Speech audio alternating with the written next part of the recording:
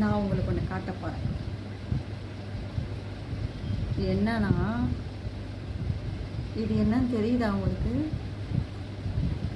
இது வந்து ஒரு மிட்டாய். வந்து ஒரு நூல் கட்டி வச்சுல ஒரு மிட்டாய் பாருங்க. சுற்றிக்கிட்டு இப்படி சுற்றிக்கிட்டு நல்லா இருக்காங்க. இது ஒரு விளையாட்டு.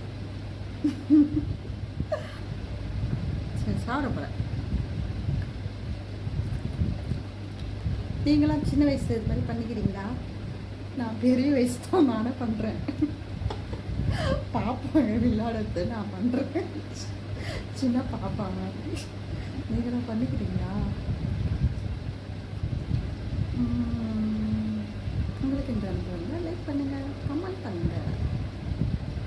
பாய்.